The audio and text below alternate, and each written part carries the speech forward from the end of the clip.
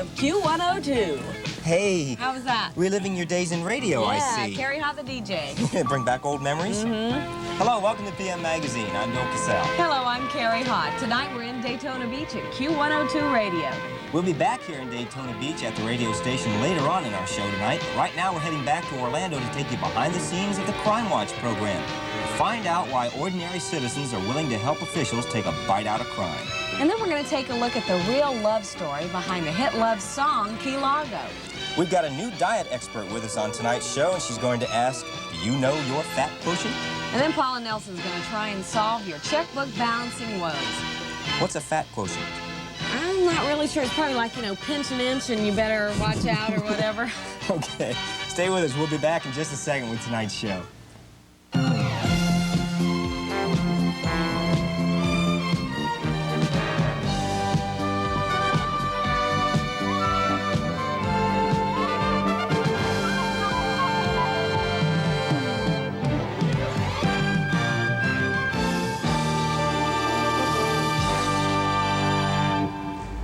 Nobody has to tell us how crime is affecting our lives in America today.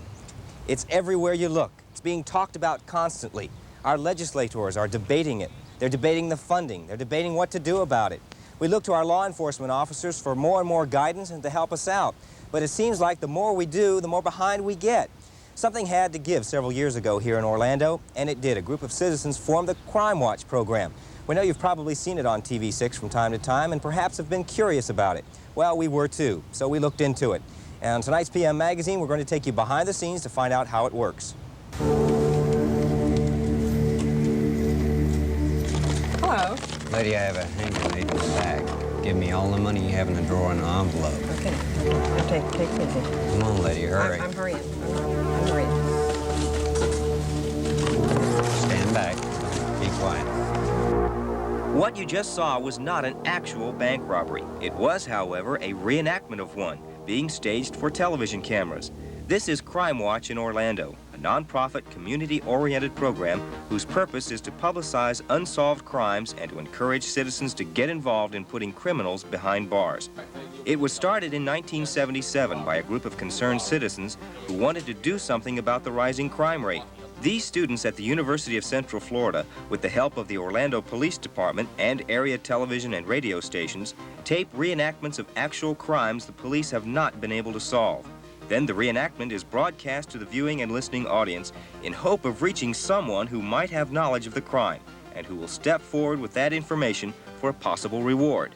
The face people see most in association with the Crimewatch program is Officer Jim Bishop of the Orlando Police Department. The most important thing in setting up a Crimewatch type program would be the cooperation of the citizens, the media, and law enforcement. Because without one of those three, you won't have a program. You need all three equally devoted to the program. Since Crimewatch began, the police have solved 532 cases, making 226 arrests, recovering over $4 million in stolen property, and paying out almost $18,000 in rewards, all without one penny of the taxpayers' dollars. The entire program is funded by donations from citizens, private businesses, and civic organizations. It's the second oldest program of its kind in the country, second only to Albuquerque, and now there are about 120 similar programs from Maine to California. It's been successful because the criminal never knows who turned him in, and the average citizen is tired of being afraid to walk the streets. The main reason somebody calls Crimewatch is probably because they want to remain anonymous. They have fear of reprisal, this type of thing. They call us. Another reason we get many calls is because they don't know who else to call. They know that this guy committed a crime, but they don't know where it was committed, when it was committed, and they hope that we can somehow run that down. Of course, they want a third reason because they want this guy off the street. They know he's dangerous. They want him off the street. Years ago, the police departments used to travel across the country, you know, and telling people that we're the professionals. We will handle the crime problem. Don't you worry about it. Well, you can see what a fine job police departments have done handling the crime problem, and we are finally realizing and going back to the idea that we can't do it. We need the citizen input. Now, what do you say to critics who say that perhaps you're showing other people how to commit crimes on Crimewatch? Okay, we're not putting it on to say this is how it was committed and this is how you should commit the crimes.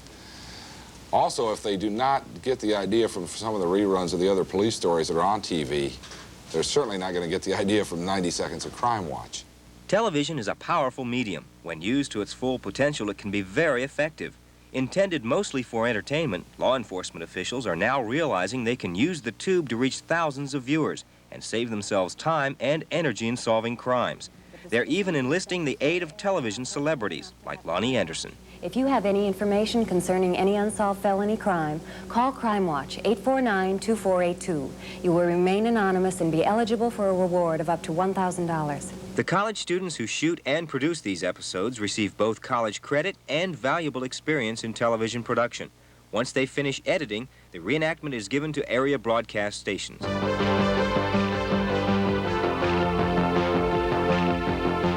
One of television's pioneers in the Crimewatch program is WDBO's Community Affairs Director, Nikki Sarner. I think it's part of television's responsibility to take the lead in community organizations, to take the lead and encourage the community to get off the stick and become involved again. If you don't like your community, if you don't like the crime rate, do something about it. And we're doing that. Television is like the armed services. We're a reflection of our society. And we're a reflection of what our society wants, does, and is interested in seeing. And I really believe that by being more responsible to the American public and showing how we can be very helpful in holding down the crime rate across country, yes, I think this can catch on just as quickly as anything else. Crimewatch is asking for your help in solving a recent bank robbery. Here with tonight's Crimewatch reenactment is Officer Jim Bishop. On June 6th, about 2:40 in the afternoon, a large amount of cash was taken in a robbery to a bank in Orlando. A white male walked into the bank and placed a paper bag on the counter. This is our bank robbery reenactment completed. Like a puzzle, the elements of the Crimewatch program come together as a whole, hoping to nudge someone to pick up a phone and get involved. Now, this photograph you're looking at is an actual photograph taken at the time of the bank robbery. The suspect is described as being a white male, 5 foot 11 inches tall, 180 pounds, between the ages of 50 and 55 years old. He's wearing a white shirt, dark pants, and sunglasses. If you have any information concerning this bank robbery or any unsolved felony crime in Central Florida, call us at Crimewatch in Orlando at 849-2482. We don't need your name, just your information, and you can still be eligible for a reward of up to $1,000. This is Officer Jim Bishop of the Orlando Police Department. We've had 3 instances here in Orlando where individuals that have committed the crime that was aired on TV, the Crimewatch reenactments, bragged at one time or another at the wrong place and the wrong time that their crime was on Crimewatch, and consequently got caught because of that. They were pretty pleased. They thought they finally reached the big time, and they did. They are now serving in the big house.